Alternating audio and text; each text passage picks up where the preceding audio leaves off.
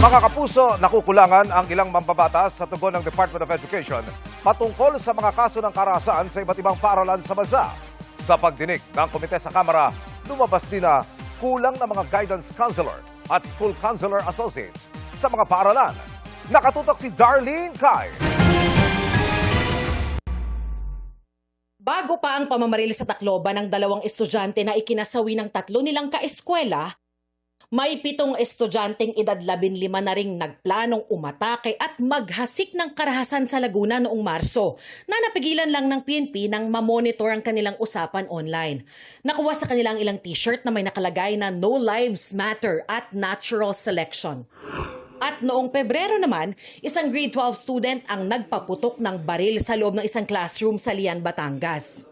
Kaya pagpunto ng mga kongresista sa isang pagdinig kanina, kulang ang tugon ng Department of Education o DepEd sa mga insidente ng karahasan. Knowing na marami na yun, especially the last two, Batangas, yung isa sa NCR, did that not alert the DepEd na, teka, may nangyayari na? Bakit hindi nagkaroon ng movement?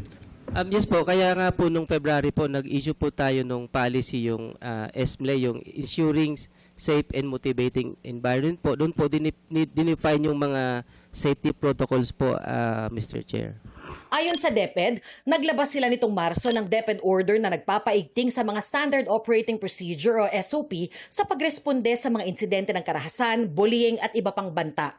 Bukod sa sistema ng pag-report ng bullying at ibang insidente, iniutos nitong sumailalim sa bag inspections lahat ng dadaan sa entrada ng paaralan, bukod sa buwan ng random routine bag inspection. Nag-improve naman po yung compliance po natin, pero hindi lang po talaga namin inasa na ganoon kalaki ng magnitude sa Tacloban. Aminado rin ng DepEd na may kakulangan sa mekanismo ng pagre-report sa mga paaralan. Ang gagawin po namin is maglalagay po kami ng mechanism na pwede silang mag-report anonymously. Meron na bang mechanism o protocol na makaka-report sila kahit anonymous? Sinabi niyo sa mga estudyante, mga magulang, teaching and non-teaching, pag meron kayong nabalitaan o nakitang ganito, report niyo sa amin. Not yet existing. Lumabas ding sa mahigit 5,000 slot para sa guidance counselor ay may 1,181 pa lang na na-hire.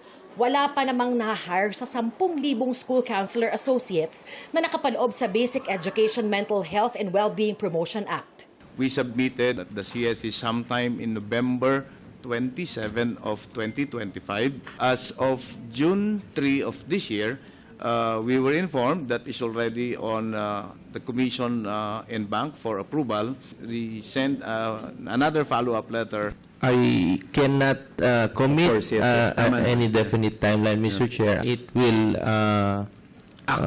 Deliberate already. Humihingi rin ang DepEd ng dagdag pondo para magdagdag ng mga gwardya. Tinalakay din kanina sa pagdinig ng House Committee on Basic Education and Culture ang ilang nakabinbing panukalang batas at resolusyon tungkol sa pagpapaigting sa seguridad sa mga paaralan at pagtugon sa mental health ng mga estudyante. Pero ang punto ng Education Committee ay hindi naman raw kailangan ng karagdagang batas dahil responsibilidad na talaga ito ng Department of Education. Ino-audit na ngayon ng DepEd ang seguridad ng lahat ng paaralan, kabilang kung meron silang security guard, bakod, metal detectors at iba pa. Darlene Kai, Nakatutok, 24 Oras.